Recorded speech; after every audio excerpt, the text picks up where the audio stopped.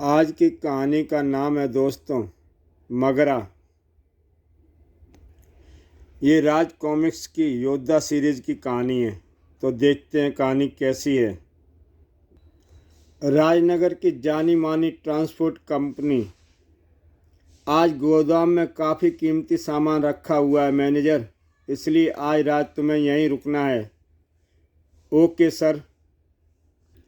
ध्यान रहे कोई गड़बड़ नहीं होनी चाहिए। आप चिंता ना करें सर, मैं सब संभाल लूँगा। मालिकों के जाने के बाद गोदाम के सारे ताले चेक कर लिए ना? जी साहब। ठीक है, चाबी का गुच्छा मुझे दो और गेट पर जाकर खड़े हो जाओ। फिर अपनी ऑफिस में आकर बैठ गया मैनेजर मोहन आगोश। मालिक लोग भी बेकार की चिंता करते हैं। भला आज तक गोदाम में एक सुई भी चोरी हुई है? अपनी बेफिक्री में डूबा मैनेजर नहीं जानता था कि जो अब तक नहीं हुआ वह आज होने जा रहा है। और उसकी शुरुआत हो रही थी गोदाम में मौजूद एकमात्र गटस से। सुबह जब मालिकों के सामने गोदाम का ताला खुला तो सामने का दृश्य देखकर हर किसी की आंखें फटी की फटी रह गईं। कारण ताले बाहर से बंद और चोरी हो गई। मैं जानता हूँ चोर कौन है। ये कीमती सामान की पेटियां गायब हैं। जल्दी से पुलिस बुलाओ। योद्धा देवलोक से पृथ्वी पर आया वह देवपुत्र धन की जरूरत के कारण जिसे गोल्डन ट्रांसपोर्ट में सामान चढ़ाने व उतारने की नौकरी करनी पड़ रही थी। रोज की तरह आज भी सही समय पर वह अपनी ड्यूटी पर पहुंच चुका था। योद्धा, आज वाहन लेकर नहीं चलना श्रीमान। ओए, गड्डी की खाक ले जावेंगे। इत्थे तो बड़ा जबरदस्त पंगा हो गया है। वो अपना मैनेजर है ना आगोश, उसने अपने आप नू अपने ऑफिस में बंद करके आग लगा ली हैगी है। ओ देख कि में धुआं उठ रहा हैगा। ओ पहलवान, रुक, तू कित्थे चला? उन श्रीमान के प्राण खतरे में हैं, हमें उन्हें बचाना है। सरपट भाग खड़ा हुआ योद्धा भीड़ को काय की तरह चीरता ऑफिस के बंद दरवाजे तक पहुंचा। उफ, बड़ा मजबूत दरवाजा है, टस से मस नहीं हो रहा। कृपया हटिए श्रीमान, हमें प्रयत्न करने दीजिए। योद्धा के एक जोरदार बार से ही दरवाज़ा बिखर गया और योद्धा अंदर दौड़कर मैनेजर तक पहुंचते योद्धा ने जलते हुए कपड़े एक झटके से मैनेजर के शरीर से अलग कर दिए और फिर, हमारे साथ आइए श्रीमान, छोड़ दो, मर जाने दो मुझे। छोड़ देंगे, परंतु पहले हमें जानना है कि आप स्वयं को समाप्त करने के लिए क्यों तुले हैं। गोदाम में चोरी करने का इल्ज़ाम मालिकों ने मुझ पर लगाया है, उसे सहकर मैं जीना नहीं चाहता। मेरी 20 साल की वफादारी का मालिकों ने यह सिला दिया है मुझे। ये नाटक छोड़ो आगोश, चोर तुम ही हो। गोदाम की चाबी तुम्हारे पास थी। अगर तुमने गोदाम के ताले नहीं खोले तो बताओ सामान कहाँ गया? उसे आसमान खा गया या ज़मीन निगल गई? मुझे कुछ नहीं पता, मुझे कुछ नहीं पता। सब पता चल जाएगा, पुलिस की 3rd डिग्री के आगे सब पता चल जाएगा। ठहरिए श्रीमान, हमें तो ये महोदय सत्य बोलते प्रतीत होते हैं। अपमान होने के विचार से ही जो व्यक्ति आत्महत्या करने की सोच ले वह चोरी जैसा नीच कार्य कभी नहीं कर सकता। योद्धा की बात पूरी होने से पहले ही बोल उठा इंस्पेक्टर। क्यों बे, तू कोई लेफ्टिनेंट है क्या? देखिए सुनिए, मैनेजर को आग से बचाकर यह लोगों की नज़र में हीरो बन गया है, इसलिए इस पर रौब गांठना जरूरी है। मुझे सुनाने से अच्छा तू सुन। इंस्पेक्टर काले रखाल नाम है मेरा। कानून के काम में टांग अड़ाने वालों के बीच कसाई के नाम से मशहूर हूँ मैं। अपने दिमाग में लिख कर रख ले यह बात। चल बे योद्धा, निश्चिंत होकर इसके साथ जाइए श्रीमान। अगर आप वास्तव में निर्दोष हैं तो हम आपको बचाएंगे, यह हमारा वचन है आपसे। हमारा हृदय कहता है कि वे श्रीमान निर्दोष हैं, लेकिन हमें यह सिद्ध करना होगा और इसके लिए हमें करनी होगी इस भंडार गृह की निगरानी, क्योंकि एक सफल चोरी करने के बाद हो सकता है चोर एक बार फिर चोरी करने यहाँ आए। बाहर बैठे योद्धा का सोचना सही था। यह बात गोदाम में होती हलचल से साफ जाहिर होती है। गटर को नीचे से उठाने का प्रयत्न किया जा रहा था, लेकिन पुलिस छानबीन की वजह से हुई उलट-पुलट के कारण गटर पर रखा गया ढेरों सामान का वजन उसे उठने नहीं दे रहा था। कई कोशिशों के बाद जब ढक्कन नहीं उठा तो बंद हो गई वह हलचल। कुछ पलों बाद ही गोदाम से बाहर सड़क पर और फिर एक पल बाद ही बड़े आराम से गटर का ढक्कन खुला। गोदाम की दीवार के एक बड़े हिस्से को लेकर शहीद हुआ वह भारी पत्थर, इसी के साथ गोदाम की तरफ दौड़ पड़े हुए कदम, जिन्हें देखकर योद्धा आश्चर्यचकित रह गया। कुछ पलों के ही बाद गोदाम में रखी पेटियां उन चोरों के सिरों पर नजर आने लगीं। चलो ठहरो, रोशनी से नहा गया सारा गोदाम और वे चोर। कैसे विचित्र हैं ये बालक, क्या ये मनुष्य ही हैं? सभी पेटियां नीचे रखकर हमारे समक्ष आत्मसमर्पण कर दीजिए। उन्होंने पेटियां योद्धा की तरफ उछाल फेंकी और भाग खड़े हुए। ठहरो दुष्ट चोर बालकों, हम तुम्हें भागने नहीं देंगे। जो बालक योद्धा द्वारा फेंके गए फंदे में फंस गए थे वो धड़ाम से गिरे, और जो नहीं फंसे थे वे, इनके प्रहारों में गजब की शक्ति है। हमारी जगह कोई साधारण मनुष्य होता तो वह इन प्रहारों को सहकर खड़ा नहीं हो पाता। ओह, आक्रमण करना भी जानते हैं आप, परंतु आपको शायद मालूम नहीं कि आपने से बड़ों पर हाथ उठाना बहुत बुरी बात होती है। अब हम आपको भी आपके बंधुओं के साथ बांध देते हैं। पीछे से योद्धा पर पड़े दो दंड ने सिर पर एक जोरदार वार किया। योद्धा के होश को छीन लिया। बेहोश होकर लहराया कर गिरा योद्धा। जब होश में आया तो उसने अपने आप को इंस्पेक्टर काले रखाल के सामने पाया। अब मेरी समझ में आया कि सुबह तू मैनेजर को बार बार निर्दोष क्यों कह रहा था, इसलिए कि असली चोर तू है। आप गलत समझ रहे हैं चोर, हम नहीं, हम आपको बताते हैं कि चोर कौन है, योद्धा ने बताया। तो योद्धा ठाका मार का हंसा। वह काइया इंस्पेक्टर परी कथा सुना रहा है पहलवान, और यह भी सोच रहा है कि मैं इंस्पेक्टर रखाल उस पर विश्वास कर लूँगा। विश्वास कीजिए श्रीमान, सत्य यही है। शट। कल की सफल चोरी के बाद तू अपने साथियों के साथ आज फिर चोरी करने आया था। गलती से एक पेटी तेरे ऊपर गिर गई और तू बेहोश हो गया। तेरे साथी तुझे इसी हालत में छोड़कर भाग गए। क्यों, मैंने सही कहा ना? नहीं। देखो साला फिर नहीं बोलता है। अभी रखाल जब खींचेगा इसकी खाल। अधिक आत्मविश्वास का मारा रखाल जब पलटा तो अब विश्वास से देखता रह गया। कहाँ गायब हो गया वह? वहाँ से गायब योद्धा एक नई दुनिया में पहुँच चुका था, और वह नई दुनिया थी गटर की दुनिया। ठीक वैसे ही पश्चिम यहाँ भी गोदाम में है, जिन्हें देखने के बाद हम जिनका पीछा करते हुए यहाँ आ गए हैं।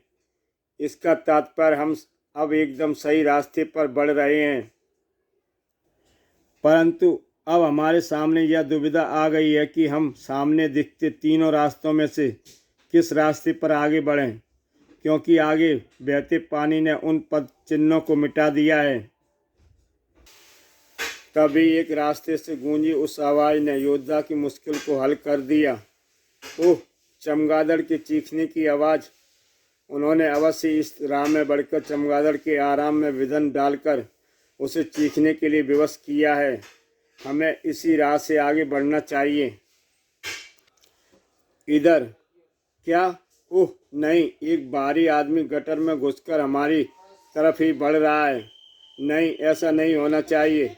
दूसरे ही पल योद्धा चौ ओ दुर्गंध छोड़ते इस गंदे जल ने आगे बढ़ना हमें अच्छा तो नहीं लग रहा, परंतु हमारी व्यवस्था है, क्योंकि हमें श्रीमान मैनेजर के साथ साथ ही स्वयं को भी निर्दोष सिद्ध करना है। उफ! ये चूहा हम पर कहाँ से आ कूदा? और ये हमारे पीछे आवाज़ें कैसी आ रही हैं?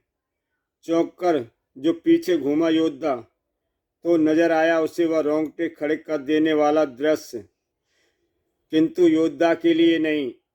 इतने अधिक संख्या में चूहे, इनके तेवर बता रहे हैं कि ये हम पर आक्रमण करने के लिए ही हमारी तरफ बढ़ रहे हैं। उफ! इन्होंने तो हम पर आक्रमण भी कर दिया। ओह! ये तो हमारे शरीर का मांस नोचे दे रहे हैं। हमें तुरंत ही इन्हें अपने शरीर से हटाना होगा, अन्यथा ये हमें चट कर जाएंगे।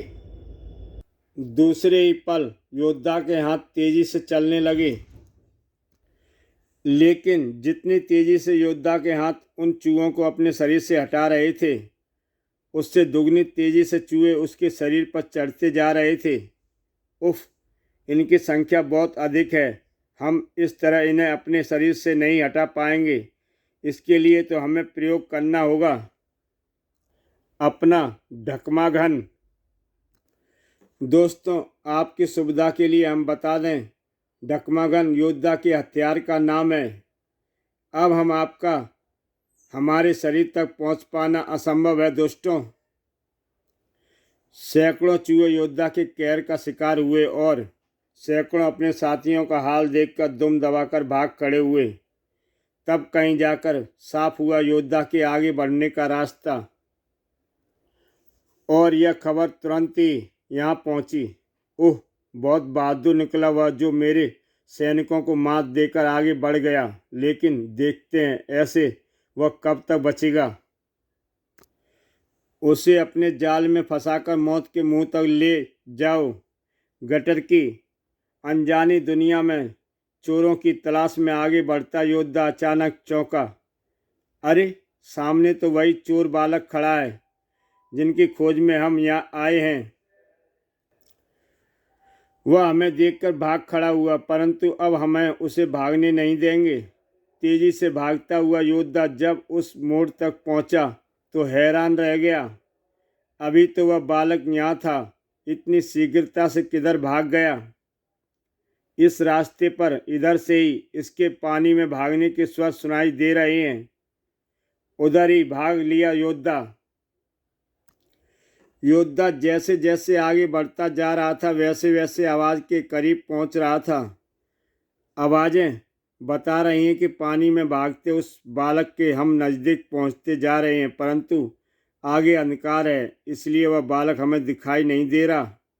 इस रास्ते का वातावरण कुछ विशेष दुर्गंध से भरा हुआ है। आगे बढ़ने के साथ साथ हमें सांस लेने में भी कठिनाई हो रही है, परंतु आवाज़ बता रही है कि हम अब उस बालक के बहुत नज़दीक हैं। अरे अरे, यह क्या? आगे तो रास्ता बंद है, परंतु आवाज़ें तो अब भी आ रही हैं। क्या मामला है? मामला जब योद्धा की समझ में आया तो आश्चर्य से गोल हो गई उसकी आंखें। ओह नहीं, ये आवाज़ें तो चूहे से बंधे उस डिब्बे से आ रही है। इसका मतलब हमें जाल में फंसाकर यहाँ लाया गया है, परंतु क्यों? दूसरे ही पल योद्धा को मिल गया उस क्यों का जवाब। ओह! मोटी सलाखों वाली फाटक से वापसी का रास्ता बंद हो गया। उसका दम घुटने लगा। उफ! वातावरण में फैली विषैली रासायनिक वायु हमारी सांसों के साथ हमारे शरीर से में जाकर गहरा प्रभाव डालने लगी है। हम पर बेहोशी छाती जा रही है। विषैली वायु हमें ज़्यादा देर तक जीवित नहीं रहने देगी। यहाँ से बाहर निकले तो कैसे कोई रास्ता ही हमें नहीं दिखाई दे रहा।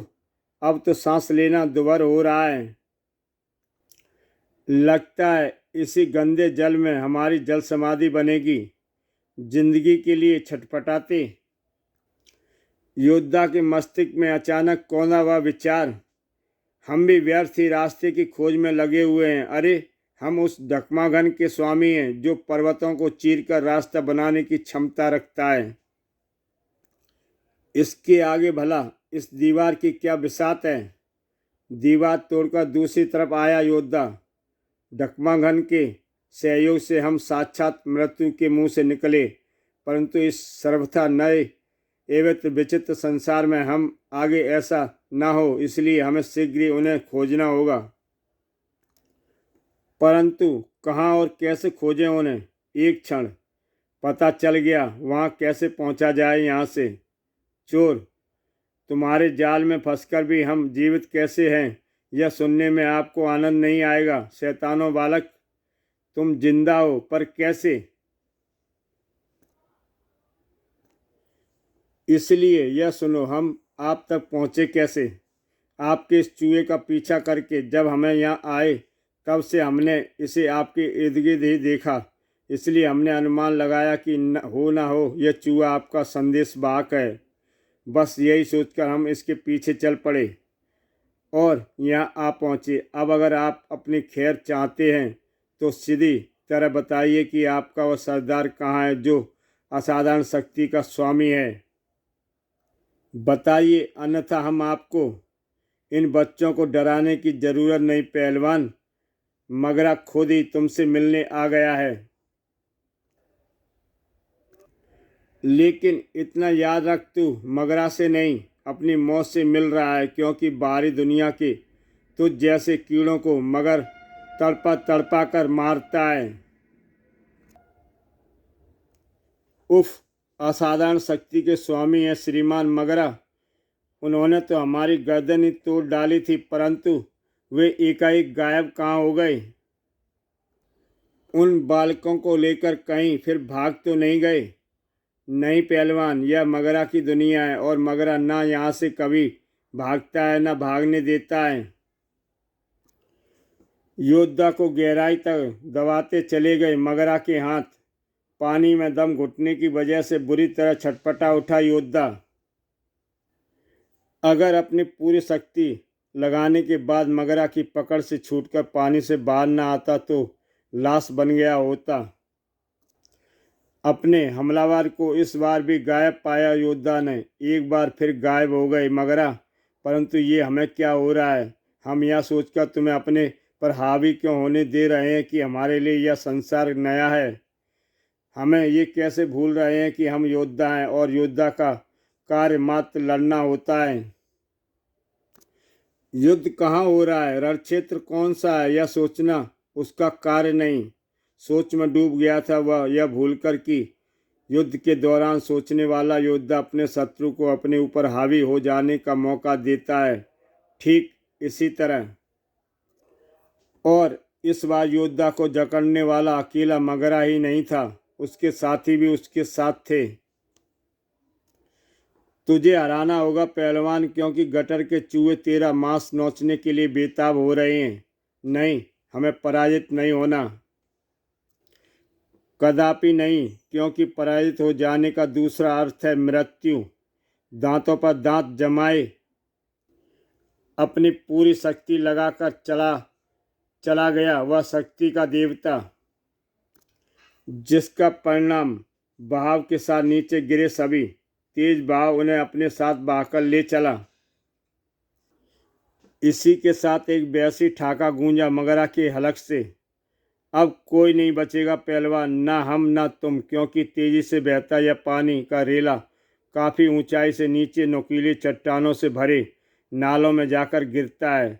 हम सब बहाव में बुरी तरह फंसे हुए हैं, इसलिए हम सब मरेंगे, हर हाल में मरेंगे। मौत के मुंह में जाने के एहसास ने यहाँ योद्धा को चिंता में डाल दिया था। वही सिकन तक नहीं आई थी मगरा और उसके मासूम साथियों के चेहरे पर। अपनी चिंता कर पहलवान, हमारा क्या है, हम तो इसी गटर के गंदे पानी के साथ जिए हैं, इसी के साथ मर जाएंगे। मुझे याद नहीं है कि कब विकृत बालक समझकर मेरे माँ बाप ने मुझे छुटकारा पाने और मरने के लिए गटर में फेंक दिया, लेकिन मैं मरा नहीं। मुझे गटर में रहने वालों ने एक नई जिंदगी दी।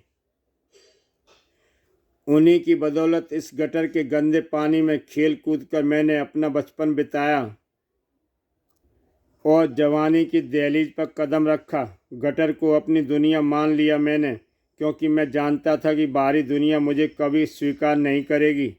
लेकिन जैसा भी था, इंसान तो था ही मैं, और हर इंसान की अपनी इच्छाएं, अपनी लालसाएं होती हैं। मेरी भी थी, जिन्हें पूरा करने के लिए मैं चोरी करता और अपना रूप छिपाकर माल शहर में ही कहीं बेच आता। चोरी करने के साथ मैं एक और महत्वपूर्ण काम करता था, और वह काम था समाज से ठुकराए हुए विकृत बच्चों को इकट्ठा करना और उन्हें अपने जैसा चोर बना देना। चोरी करने के साथ मैंने उन बच्चों को यह भी सिखाया कि गटर हमारी दुनिया है और गटर का गंदा पानी हमारी माँ। इसलिए इस पानी के साथ मौत की तरह बहकर भी किसी के चेहरे पर भय की सिकन नहीं है। इसलिए किसी को बचने की फिक्र नहीं है। हम आपको बचाने की चिंता नहीं है, परंतु हमें है। और हम न सिर्फ स्वयं बचेंगे, अपितु आप सबको भी बचाएंगे, क्योंकि हमारे हाथ लग गया है अपना बचाव करने का यह साधन। ढकमगन उतार कर जिसे तीर के साथ बांधने में एक पल भी नहीं गंवाया था योद्धा ने। हमारे छोड़े तीर अगर इस्पात की उस मोटी छड़ों में अटक गए तो सबके प्राण बच जाएंगे। गटर के पानी के साथ बहता आई रस्सी थी वह, और देवता सहायता करना। योद्धा अपने देवता को याद करते हुए, हे देवता सहायता करना। टनाक, जिसे अपने जीवन से प्रेम नहीं, वह शौक से इस रस्सी को ना पकड़े और मौत के मुंह में छलांग लगा दे।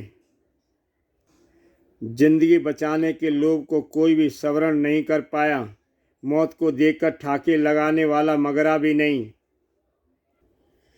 जल्दी अब हम आप सबको बाहर ले जाकर कानून के हवाले करके। उफ, तू ऐसा नहीं कर पाएगा पहलवान, क्योंकि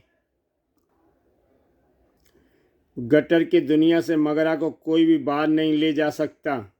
अब हम तुम्हें गायब नहीं होने देंगे। संभलकर मगरा के पीछे भागता योद्धा।